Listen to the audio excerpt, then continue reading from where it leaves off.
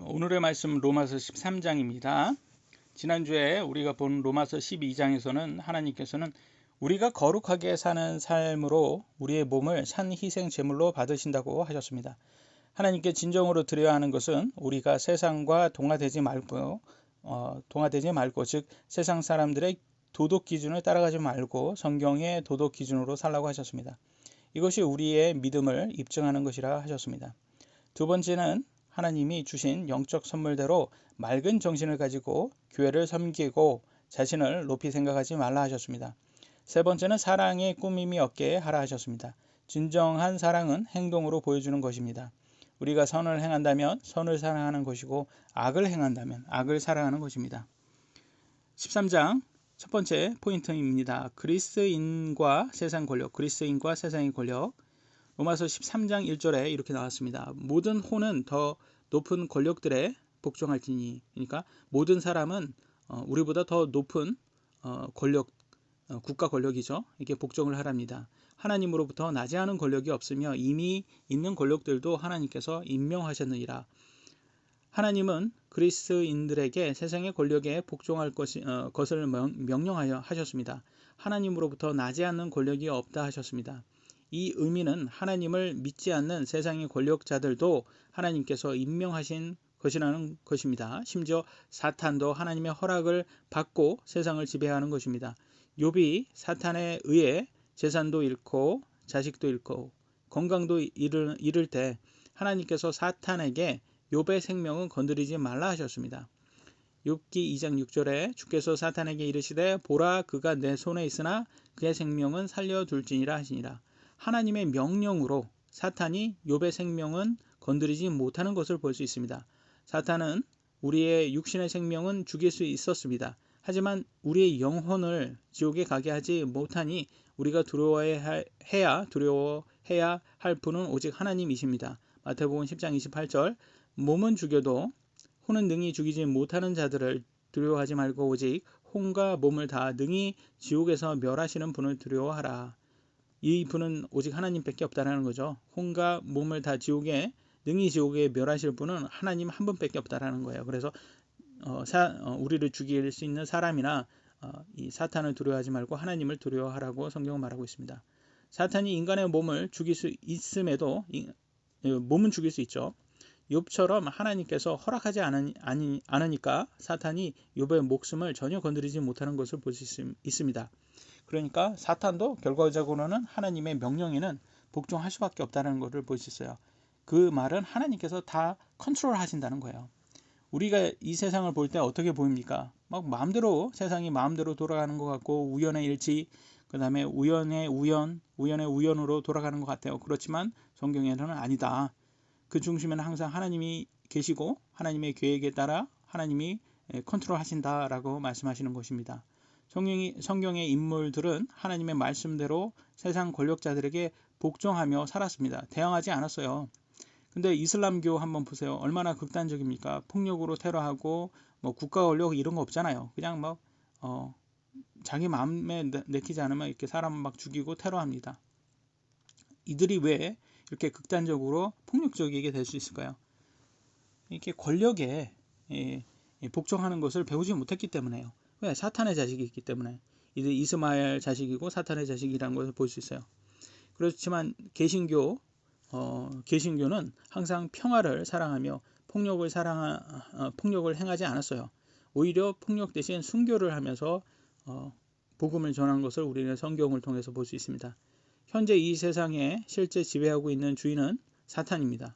그럼에도 우리가 걱정할 필요가 없는 것은 하나님께서 모든 걸 컨트롤하신다고 하셨고 예수님 재림하시면 예수님께서 알아서 심판하실 것이고 복수는 하나님의 것이라고 하셨습니다. 그렇기 때문에 우리는 성경 말씀대로 우리의 믿음의 선조들처럼 세상의 권력에 복종하며 열심히 신앙생활을 해야 합니다. 물론 세상의 권력이 종교의 자유를 빼앗을 때 우리는 핍박을 당할 것입니다. 그러나 우리가 조용히 평안하게 신앙생활을 할 수 있다면 굳이 세상 권력과 대립할 필요가 없다고 하십니다. 로마서 13장 2절에는 이렇게 나왔어요. 그러므로 누구든지 권력에 거역하는 자는 하나님의 규례를 거역하나니 거역하는 자들은 스스로 정죄를 받으리라. 국가 권력에 거역하는 자는 하나님의 규례에 거역하는 것으로 정죄를 받는다고 했어요. 국민의 의무, 군복무가 있어요. 이거는 국가의 권력에 준 거니까 우리는 거부하지 말고 받아들여야 합니다. 그렇지만 여호와 증인 보세요. 국민의 의무인 군복무를 거부해서 항상 사회적 문제를 일으키지 않습니까? 그래서 크리스천은 국가 권력에 복종하는 것을 하나님의 규례에 복종하는 것으로 생각해야 합니다. 하나님께서는 크리스천들이 모범적인 시민으로 살기를 원하십니다. 법을 어기고 범죄를 일으키는 사람들은 분명히 하나님의 정죄를 받는다 하셨습니다.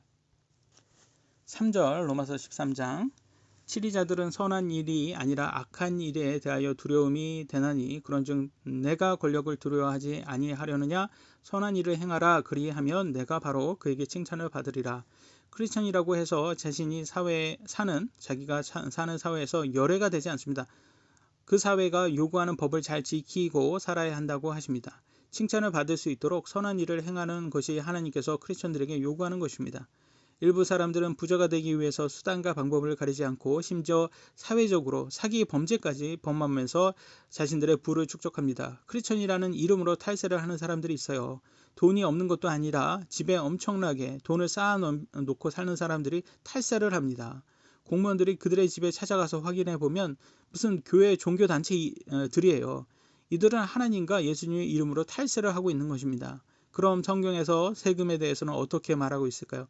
탈세해도 된다. 세금 내지 않아도 된다. 왜냐하면 우리는 천국의 시민이니까 그렇게 말하고 있나요? 아니면 그들에게 실족시키니까 세금을 내라 이렇게 하는지 한번 보도록 하겠습니다. 마태복음 17장 24절로 27절 그들이 가버나움에 이르렀을 때 공세의 돈을 받는 자들이 베드로에게 나와 이르되 너희 선생은 예수님 얘기하는 겁니다. 공세를 내지 아니하시느냐 하니 그가 이르되 내신다 하고 집에 돌아가매 내신다고 이렇게 말을 했는데 베드로가 어떤 생각을 하고 있을까요? 근데 우리 예수님 세금 안 내도 된다 이렇게 하시면 어떡하지? 이렇게 좀 두려워했을 수도 있을 것 같아요. 근데 예수님이 먼저 그에게 말합니다.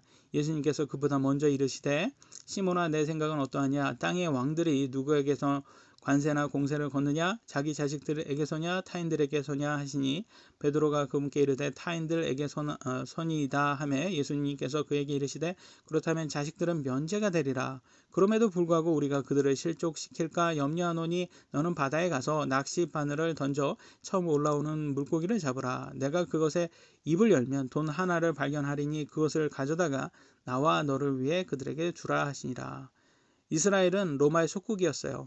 그렇기 때문에 조공이죠. 조공을 로마에 바쳐야 했습니다. 즉 여기에서는 공세는 로마에게 바치는 세금이라고 볼 수 있습니다. 크리스천인 우리들은 천국 시민이기 때문에 현재 사는 세상에서 세금을 내지 않아도 될까요? 그렇지만 예수님은 그들을 실족시킬 수 있으니 세금을 내라고 하십니다. 크리스천은 하나님의 영광을 위해 이 세상에서는 모범적으로 살아야 합니다. 탈세는 불법이고 세상 사람들에게 모범적이지 못합니다. 우리는 하나님의 자녀들이기 때문에 최선을 다하여 법을 준수하며 살아야 합니다. 그래야 세상 사람들에게 복음을 전할 수 있습니다. 4절 그는 하나님의 사역자로서 내게 선을 베푸느니라. 그러나 내가 악한 것을 행하거든 두려워하라. 그가 헛되이 칼을 차지 아니하나니 그는 하나님의 사역자요 보복하는 자로서 악을 행하는 자에게 진노를 집행하느니라. 미국의 어떤 크리스천 중에 탈세를 하거나 또는 아동학대를 해서 감옥에 간 사람들이 있어요. 감옥에 가서 여러 가지 어려운 생활을 책으로 씁니다. 사실 여러분 한번 감옥에 간다고 한번 생각 한번 해보세요. 여러분 자유가 완전 뺏겨가지고 그곳에 가서 또 얼마나 험악한 사람들을 만나겠습니까? 거기에서 또 얼마나 학대를 받겠어요. 근데 이런 것들을 이런 핍박들을 꼭 하나님을 위해서 믿음을 지키기 위해서 행해서 핍박받은 것처럼 책을 아주 잘 써요. 이 좌파들인가 봐요. 하여튼 말은 아주 정말 잘 씁니다. 여러 교회에서 그런데 그렇게 책을 써가지고 여러 교회에 판매를 해요. 그래서 이득을 챙기는 사람을 제가 본 적이 있어요. 근데 좀 이상한 거예요. 왜 그들이 감옥에 간 것이 믿음을 지키기 위해서 순교하는 이유가 아니라 자신들의 불법을 행해서 감옥에 간 아주 부끄러운 이유인데도 자신의 죄를 회개하지 아니하고 그것을 비즈니스로 역이용하는 것을 보고 정말 황당했어요. 오늘날 좌파 교회에서 사랑이라는 이름으로 모든 죄를 받아들이다 보니까 교회들이 범죄자까지도 구분 못하는 지경까지 온 것이 아닌가 싶더라고요. 자신의 범죄로 인해서 고통받는 것은 누구에게 자랑할 일이 아닙니다. 아주 부끄러운 일이죠. 뭐 그걸 주님을 위해서 픽박했다? 아니에요. 그거는 자기가 탈세해가지고 아동학대해가지고 당연히 받아야 하는 법이라는 거예요. 징계라는 거예요. 그건 진노고, 하나님께서는 경찰들과 공무원들을 사용하셔서 악을 행하는 자들에게 진노로 집행하신다고 하셨어요. 보통 진노하면 이게 하나님의 자녀가 아닙니다. 그래서 그들은 하나님의 자녀가 아니라는 거예요. 회개하고 돌아오지 않으면. 크리스천이라고 교회가 다 받아주면 안 됩니다. 악을 행하고 부끄러워해야 하는 그런 아주 악한 짓을 했는데 그들이 정말 하나님의 자녀일까요? 하나님은 분명 악한 것을 행하는 사람들은 두려워하라고 경고하고 있습니다. 하나님의 자녀라고 불법에서 예외가 되지 않는다고 합니다. 하나님의 자녀일수록 더 법을 지키는 사람들이 되어야 합니다. 로마서 13장 5절에 이렇게 말하고 있습니다. 그러므로 너희는 진노 때문만이 아니라 양심을 위해서라도 반드시 복종해야 하느니라. 그러니까 이 진노가 무서워서가 아니라 양심을 위해서라도 복종을 해야 한다 말하고 있습니다. 불법을 행하는 사람들은 그에게 따라오는 처벌, 진노가 두려워서라도 법을 지켜야 되지만 처벌이 없더라도 양심상 법을 지키는 것이 된다고 성경은 말합니다.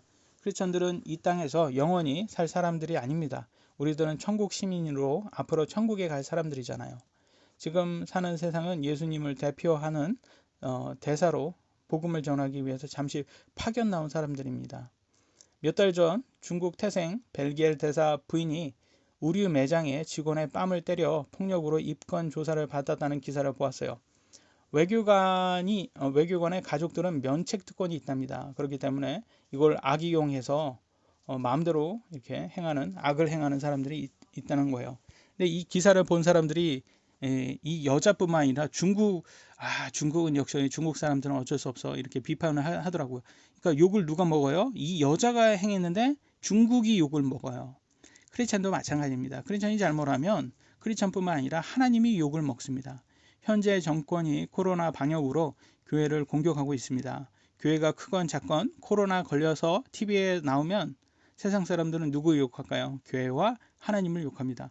그렇기 때문에 우리는 코로나 방역에 더 신경 써야 합니다. 코로나 걸리면 오히려 현 정부를 더 도와주는 꼴이 되어버립니다.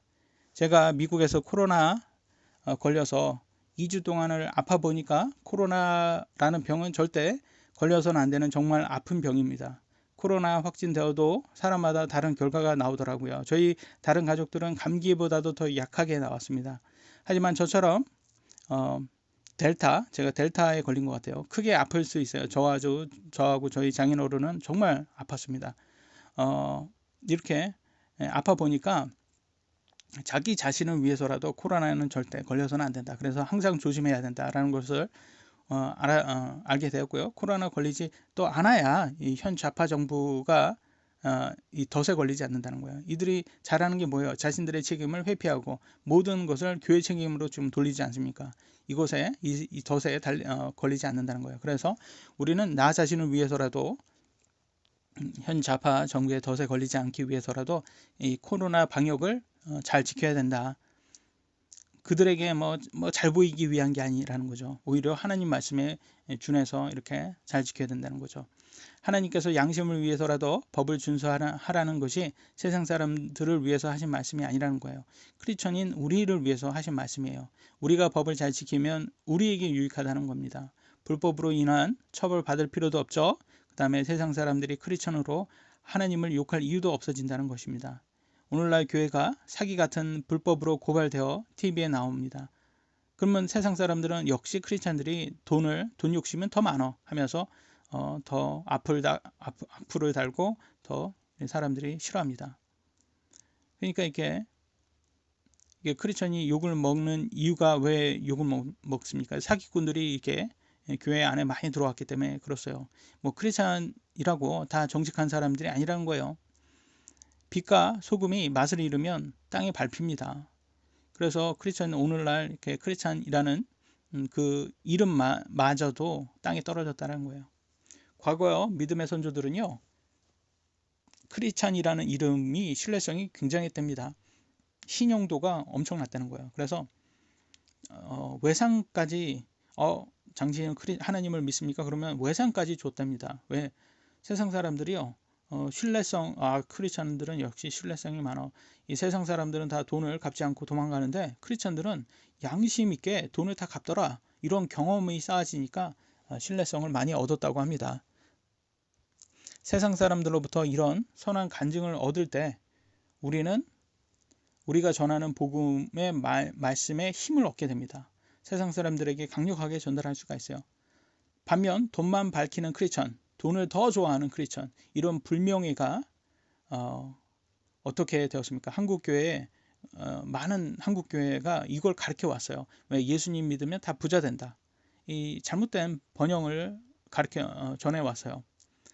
과거에는 한국이 너무 가난했잖아요. 그렇기 때문에 예수님 믿고 부자 된다 그럴 때 이렇게 간증을 많이 했고, 그로 인해서 교회에 더 많은 사람들이 오게 하는데 효과가 참 좋았어요. 근데 아무리 효과가 좋아도 비성경적인 것을 가르치다 보니까 부작용이 나옵니다. 과거 교회가 그것을 많이 이용해서 어떤 부작용을 했습니까? 교회 건물 아주 크게 짓고 성공한 목사들이 정말 많이 나왔어요. 그래서 그 목사들이 정말 잘했습니까? 아니죠. 그 교회 건물 그렇게 짓고 인생의 자랑하면서 그렇게 자기 잘난 척하면서 살았잖아요. 예수님 믿고 정직하게 열심히 일하면 누구나 부자가 될 확률이 더 높습니다. 그잖아요. 여러분 한번 생각 한번 해보세요. 예수님 믿고 정직하게 열심히 자기가 하는 일에 꾸준히 열심히 일하면 거기에서 빚을 얻을 수밖에 없어요. 직업이 무엇이든 그 직업을 하나님의 사역으로 생각하고 열심히 일한다고 하면 그 분야에서 성공할 수밖에 없다는 것이에요. 이것이 바로 크리스찬의 정신입니다. 성경이 말하는 번영이에요.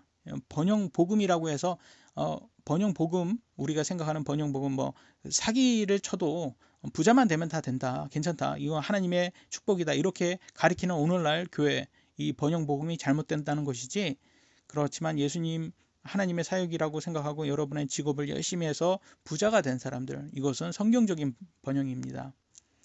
과거에는 과거에 한국의 많은 교회들이요, 부자가 되고 싶으니까 이게 부자가 되는 게 목적이었어요. 그래서 예수님이 부자가 되기 위한 이용으로 어떻게 보면 부적처럼 사용을 했다는 거죠. 그러니까 사기를 쳐도 하나님의 축복, 무엇을 해도 하나님의 축복, 부자만 되면 다 된다, 이렇게 가르쳐 왔기 때문에 오늘날 대형교회 보면 사람이 가득합니다. 근데 알고 보면 그 안에 이 사기꾼들이 너무 가득 많으니까 빛과 소금이 맛이 다 사라져서 신뢰성이 땅에 떨어져서 사람들이 어떻게 되십니까? 발을 밟는 거예요. 발에 밟히는 거예요. 그러니까 기독교라고 해도 대형교회라고 해도 믿질 않아요. 사람들이. 왜? 너무 양심적이지 못하니까. 크리스천들은 양심적으로 법을 지키며 합법적으로 열심히 최선을 다해서 불을 촉촉하고 우리가 가진 불을 이용해서 복음을 잘 전할 수 있도록 세상에 선한 영향력을 보여주어야 한다고 합니다. 로마서 13장 6절로 7절, 이런 까닭에 너희가 공세돈 바치나니 그들은 하나님의 사역자로서 바로 이 일에 항상 힘쓰니라. 여기에서 다시 한번 얘기를 하죠. 세금을 내라. 그러므로 모든 사람에게 그들이 마땅히 받을 것을 주되 공세 받을 자에게는 공세를, 관세 받을 자에게는 관세를, 두려워할 자에게는 두려움을, 존경할 자에게는 존경을 주라. 분명하게 세금을 잘 내어야 한다고 말을 하고 있고요. 크리스천으로 탈세하는 것이 얼마나 불명예스럽고 부끄러운 일인지 알아야 한다고 합니다. 우리 같은 서민들에게는 세금이 많지 않기 때문에 이런 구절들이 크게 부담스럽지는 않아요. 그러나 크게 사업을 하는 사람들은 굉장히 많은 세금을 내어야 합니다. 그렇기 때문에 세금만 덜 내어도 다 그것이 순수익이 되기 때문에 유혹이 엄청나게 강하게 올 거예요. 그래서 연예인들이 탈세를 하고 그것이 알려지면 자숙하는 경우가 종종 발생하는 이유가 여기 있습니다.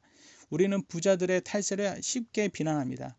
하지만 정작 우리는 하나님의 11조를 강탈하고 있지 않는지 우리 자신을 점검해 보아야 합니다.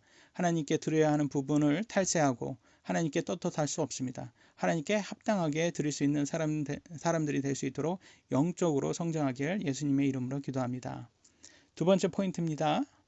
내 이웃을 사랑하라. 내 이웃을 사랑하라.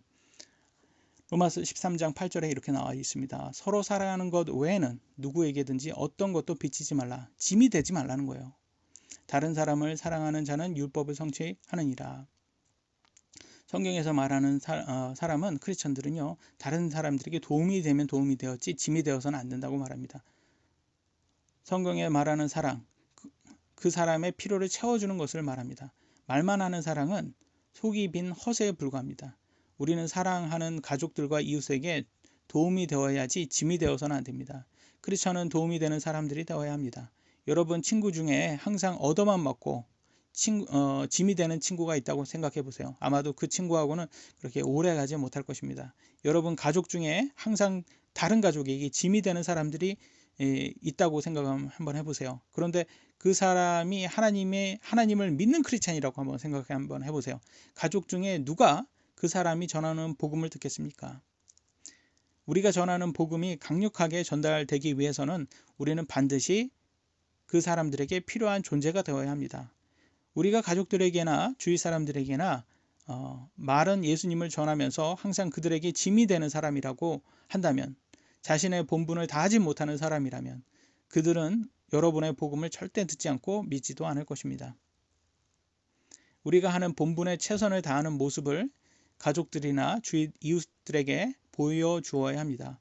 예수님을 믿은 후에 변하는 모습을 보여줄 때 믿지 않던 가족들도 우리가 믿는 하나님에 대해서 관심을 보일 것입니다. 말로는 예수님 믿는다면서 변한 것이 하나도 없어요. 여전히 가족들에게 짐만 된다면 누가 여러분의 말을 믿겠습니까? 여러분이 전하는 복음이 그들의 마음밭에 뿌려지기 위해서는 크리스천이 된 후에 변하는 모습으로 증명되어야 합니다. 주위 사람들에게 여전히 짐이 되는 사람이라면 여러분은 아직도 여러분의 믿음을 증명하지 못한 것입니다. 크리스천은 허세로 말만 하는 사람이 아니라 행동으로 보여주는 사람이 진짜 성경에 말하는 알곡입니다. 로마서 13장 9절에 이렇게 나왔습니다. 너는 간음하지 말라, 너는 살인하지 말라, 너는 도둑질하지 말라, 너는 거짓 증언하지 말라, 너는 탐내지 말라. 한 것과 어떤 다른 명령이 있을지라도 그것은 너는 내 이웃을 내 자신과 같이 사랑하라 하신 이 말씀 안에 간략하게 들어있느니라. 이 말은 뭐냐? 내 이웃을 사랑하려면 이런 것들을 다 하지 말아야 된다는 거예요. 내 이웃에게 너가 복음을 전하려면 이런 것들을 해서는 안 되는 거다. 정말 내 이웃을 사랑하면 여러분 뭘 해야 됩니까? 복음을 전해야 되죠. 그들에게 가장 필요한 복음을 전해야 되고, 그러기 위해서는 이 모든 것을 하지 말아야 되는 거예요. 아니 도덕적으로 살아야지 복음을 전할 수 있지, 막 살면 누가 여러분의 말을 믿겠습니까? 가족과 주위 이웃들에게 복음을 전하기 위해서는 도덕적이고 모범적인 사람이 되어야 한다 말하고 있습니다. 너무나 당연하잖아요. 그들의 필요까지 채워주는 사람이 된다고 한다면 그들은 여러분의 말을 듣게 될 것입니다. 크리스천이 도덕적이고 모범적으로 산다고 해서 세상 사람들이 우리가 전하는 복음을 그냥 듣고 있지는 않은 거예요. 그런데 도덕적인 사람이 이미지를 가지면 신뢰성을 얻을 수 있어요. 그런데 그들의 필요까지 채워준다고 하면 어떨까요? 우리가 그들에게 또 필요가 되는 사람이다.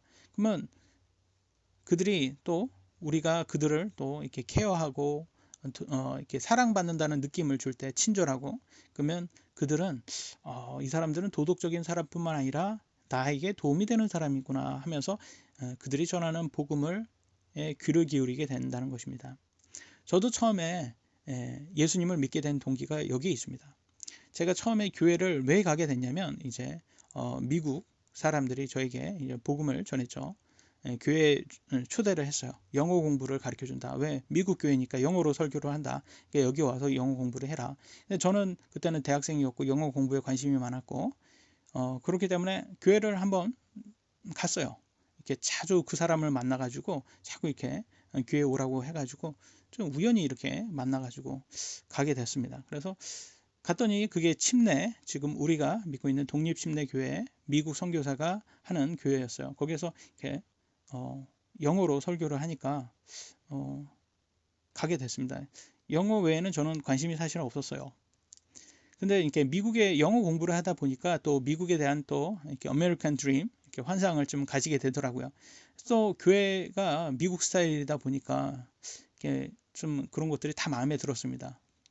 그래서 근데 딱 갔더니 이제 뭐 한국 사람들은 많이 없죠. 이제 다 외국 사람들이 대부분이고 한국 사람들도 있긴 하지만 저는 아주 가난한 대학생 아니었습니까? 그러니까 굉장히 좀 어떻게 보면 세상적으로 볼 때 별 볼 일 없는 사람인데 교회가 저희를 매우 극진하게 대해주더라고요. 정말 친절하게 저에게 대해주더라고요. 이 사람들은 나는 참 별 볼 일 없는 사람인데 왜 이렇게 친절할까? 그러니까 그들의 친절에 제가 감동되게 되더라고요. 그러니까 제가 그들에게 정말 그들이 믿는 게 뭘까 이렇게 궁금하게 되더라고요. 그래서 듣게 되었고 거기서 복음을 처음 듣고 예수님을 믿게 되었습니다. 그러니까 우리가 복음을 전할 때도 마찬가지라는 거예요. 때로는 우리가 전하는 메시지보다는 우리가 보여주는 친절이 이웃들에게는 더 강력하게 작용될 수가 있어요. 이 신천지가 이런 친절을 이용해서 많은 사람들을 매료시켜서 그들을 유혹하고 있는 것입니다. 안타까운 것은 신천지가 전하는 친절은 사기꾼이 전하는 거짓 친절이고요. 그 유혹에 넘어가면 가족들도 등지고 사회 생활까지 못하게 만든다고 합니다. 무엇보다도 그들이 전하는 복음은 독이 있어서 지옥에 보내죠. 그래서 굉장히 이 신천지는 굉장히 악한 종교 단체입니다. 우리는 자기 자신을 가장 사랑합니다. 그죠? 여러분도 한번 여러분 자신을 생각 한번 해보세요. 나 자신만큼 사랑할 게 없어요. 근데 나 자신만큼 이웃을 사랑한다고 한번 생각 한번 해보세요. 그러니까 얼마나 많이 사랑할 거예요. 그러니까 감동시키지 못할 이웃이 없다라는 거예요. 그러니까 비록 신천지가 이것을 이 친절을 이용해서 사람들을 속일지라도 친절로 복음을 전하는 방법론은 매우 성경적이라는 거예요. 칼을 도둑이 사용하면 어떻게 합니까? 사람을 죽입니다. 근데 의사가 칼을 사용하면 사람을 살립니다. 마찬가지예요. 친절도 신천지가 친절하면 사람의 영혼을 죽입니다. 지옥에 보내니까. 그러나 성경적인 기독교가 친절을 사용하면 그들의 영혼을 살릴 수가 있다는 거예요. 칼이 문제가 아니라 친절이 문제가 아니라는 거예요. 사람의 그 칼을 사용하는 사람이 문제다. 그런 것을 볼 수가 있습니다. 그러니까 내 이웃을 내 자신처럼 사랑하라 라는 이 친절로 복음을 전하라는 이 방법론은 성경적이구나. 그래서 사람의 영혼을 살릴 수 있는 것임을 우리가 배울 수가 있습니다. 10절 한번 보도록 하겠습니다. 사랑은 자기 이웃에게 해를 끼치지 아니하나니 그러므로 사랑은 율법의 완성이라. 여기 보세요. 이웃에게 해를 끼치지 않는 사람이라는 것을 보여줘야 된다는 거예요. 여러분이 도움이 되고 그들의 필요를 주고 이 사람이 만약에 여러분이 복음을 전하는데 그 듣는 사람이 이 사람이 나에게 참 도움이 되는 사람이다. 나에게 해를 끼치지 않는 사람이다. 이런 걸 확신을 주셔야 돼요. 이웃에게 해를 끼치지 않으면 그들의 필요를 채워주는 사람들이 되어야 합니다. 우리가 만약 말로만 예수님 믿으라고 하면 그들에게 도움이 되지 않기 때문에 그들은 우리가 전하는 복음을 잔소리로만 듣게 됩니다. 근데 여러분이 예수님을 믿기 전에 여러분 자신을 한번 생각 한번 해보세요. 누가 여러분에게 와서 복음을 전할 때 어떤 느낌이었습니까? 듣기 싫은데 참 쓸데없는 소리를 한다 이렇게 느껴지지 않았어요? 근데 어떻게 여러분은 지금 복음을 듣게 되었고 믿게 되셨습니까? 복음을 전하는 사람이 나에게 도움이 된다. 나에게 해를 끼치는 사람이 아니구나라는 것이 확인될 때 귀를 열고 복음을 듣게 되지 않았습니까? 우리는 우리에게 도움이 되는 사람을 만나고 싶어 합니다. 그잖아요, 여러분. 여러분에게 해를 끼치는 사람을 누가 만나고 싶어 하겠습니까? 도움이 되지 않는 사람들은 굳이 만날 필요가 없고 오히려 거리를 두게 됩니다. 성경에서는요, 이단들은 한두 번 얘기하고 거리를 두라고 하셨습니다. 왜 그럴까요? 이단들은요, 들을 기가 없는 사람들이기 때문에 그들과 얘기해서는 그건 시간 낭비라는 거예요. 그들에게 복음을 전할 수 없고 오히려 그들이 우리에게 쓸데없이 그들의 거짓을 전하는 사람들이기 때문에 이 신천지 같은 이단들은 한두 번 얘기하고 들을 게 없는 이단이라는 걸 확인되면 그러니까 상종도 하지 말라고 말을 하고 있어요. 세상 사람들도 우리를 이단처럼 생각을 하고 있어요. 우리는 신천지를 악하다고 얘기하지만 세상 사람들은 그러면 침례는 독립 침례는 어떻습니까? 라고 할 때 다 똑같이 예수쟁이들 다 똑같이 이렇게 봅니다. 그러니까 우리는 그들에게 어떻게 친절로 또 인내로 오랜 시간 동안 우리의 사랑을 보여주어야 합니다. 그리고 또 그들에게 우리가 해를 끼치는 사람이 아니라 도움이 되는 사람들이라는 것을 확인시켜 줄 필요가 있어요. 그러려면 시간이 얼마나 오래 걸리겠습니까? 그잖아요. 시간이 오래 걸리니까 인내하면서 기다려 주어야 됩니다. 특히 세상 사람들은요, 오랫동안 무교 이렇게 지금 나는 종교가 없다라는 이 무교, 사실은 이게 종교지만 교리에 세뇌된 사람들이에요. 그렇기 때문에 쉽게 마음의 문을 열지 않습니다. 우리도 무교였잖아요. 그러니까 여러분들도 여러분 자신을 옛날 믿기 전에 생각해 보시면 잘 이해가 될 것입니다. 그래서 우리들이 전하는 복음이 듣지 않기 때문에 인내가 많이 필요합니다. 마지막입니다. 세 번째 포인트, 육신에게 기회를 주지 말라. 11절로 14절, 또 때를 알거니와 지금이 우리가 잠에서 깨어야 할 바로 그때이니 이는 지금 우리의 구원이 우리가 믿었을 때보다 더 가까이 있기 때문이라. 밤이 많이 지나고 낮이 가까이 왔으니 그러므로 우리가 어둠의 행위를 벗어버리고 빛의 갑옷을 입자. 어둠의 행위를 기억해 보세요. 어둠의 행위가 뭘까요? 낮에 하듯이 우리가 정직하게 걸으며 흥청거리거나 술 취하지 말고 침실을 더럽히거나 방탕하지 말며 다투거나 시기하지 말라. 이게 어둠의 행위죠.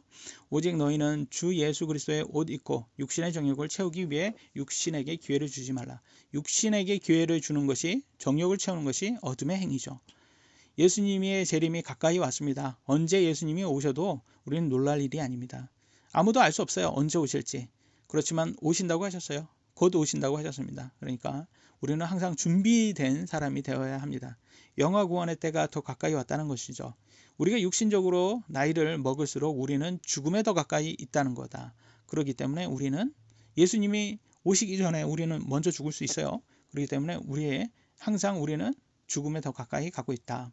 각 사람은 언제 죽을지 모릅니다. 항상 겸손해야 됩니다. 우리도 언젠가는 죽어서 하나님의 심판 앞에 서게 될 거예요. 그때 우리는 회개 보고해야 함을 잊지 말아야 합니다. 그래서 구원받은 우리는 더 이상 육신의 정욕을 채우기 위해 우리의 삶을 사용해서는 안 된다 합니다. 어둠의 행위, 구원받기 전의 행위죠. 그것은 구원받기 전에 했던 것으로 충분하다고 합니다. 흥청거리고 술 취하고 성적으로 타락하고 방탕하고 이런 삶, 구원받기 전에 했던 이 어둠의 행위들은 그때로는 충분하다는 거예요. 지금은 이제는 구원받았기 때문에 할 필요 없다는 거예요. 세상 사람들은 술 마시고 성적 쾌락하는 거, 이 어둠의 행위가 삶의 목적입니다. 그러나 우리는 영적인 삶의 존재로 하나님께 창조되었잖아요. 지옥에서 영원히 고통받을 사람들은 이 어둠의 행위로 이게 삶의 목적이 됩니다. 왜냐하면 그들은 이 땅에 왜 사는지 삶의 목적을 모르기 때문입니다. 그렇지만 우리는 성경의 말씀을 통해서 우리의 삶의 목적은 하나님께 영광을 드리기 위해 산다는 것을 배웠습니다. 그러기 위해서 하나님께 영광되는 것은 어둠의 행위를 하지 말고 육신에게 기회를 주지 말아야 합니다. 우리는 예수님께서 재림하기 전까지 세상의 권력에 잘 복종하고 또 이웃을 내 자신처럼 사랑하며 육신의 쾌락을 위해서 살지 않도록 조심해야 합니다. 우리가 잘 행하면 하나님의 심판석에서 큰 보상을 받을 것입니다. 예수님의 복음 사역에 열심히 참여하는 성숙한 크리스천 되시기를 예수님의 이름으로 기도합니다. 기도하시겠습니다. 사랑의 하나님 감사합니다. 오늘 로마서 13장을 통해서 우리가 이렇게 하나님의 귀한 말씀을 또 배웠습니다. 무엇보다도 우리가 복음을 전하는 것에 큰 부담을 갖습니다. 참 오늘날 같이 이렇게 어떻게 보면 크리스천의 소금의 맛을 다 잃어가지고 크리스천이라면 오히려 세상에 욕을 먹는 이런 세상에 우리가 살면서 무교인들에게 복음을 전하기가 많이 어려운 세상입니다. 그럼에도 불구하고 우리 이웃들에게 내 자신만큼 우리가 우리 자신을 사랑하는 것만큼 우리 이웃에게 사랑을 보일 수 있도록 도와주시옵소서. 그들에게 해를 끼치지 않고 도움이 되는 사람, 짐이 되지 않고 그들에게 도움이 되는 사람들이 될 수 있도록 도와주시옵소서. 그래서 그들에게 친절로서 복음을 전할 수 있는 사람들이 될 수 있도록 도와주시옵소서. 무엇보다도 우리가 국가 권력에 잘 복종해서 도덕적인 사람이 되고 그런 것으로서 많은 사람들에게 좋은 간증을 얻을 수 있도록 도와주시옵소서. 마지막으로 우리가 항상 이렇게 육신적으로 싸우고 있습니다. 이 정욕과 싸우고 있습니다. 정욕에 빠지지 않도록 도와주셨고 술 취하거나 방탕하고 성적으로 타락하는 사람들이 되지 않도록 도와주시옵소서. 우리 육신은 너무 연약합니다. 하나님의 도움이 절실히 필요합니다. 그리고 항상 코로나로 인해서 계속적으로 온 세상이 좀 시끄러운데 이 안에서 우리가 하나님 안에서 평화로울 수 있도록 도와주셨고 방역에 잘 조심해서 우리가 코로나에 걸리지 않도록 조심하고 하나님께서 보호해 주시기를 원합니다. 심지어 코로나에 걸린 저도 또 지금 이제 건강을 다시 찾아가지고 얼마나 감사한지 모릅니다. 하나님 안에서 항상 감사가 끊임없이 나올 수 있도록 도와주셨고 하나님께 주시는 이 평화로운 삶을 항상 복음을 위해서 사용될 수 있는 사람들 될 수 있도록 도와주시옵소서. 하나님 사랑이 감사하며 이 모든 말씀 사랑의 주 예수 그리스도의 이름으로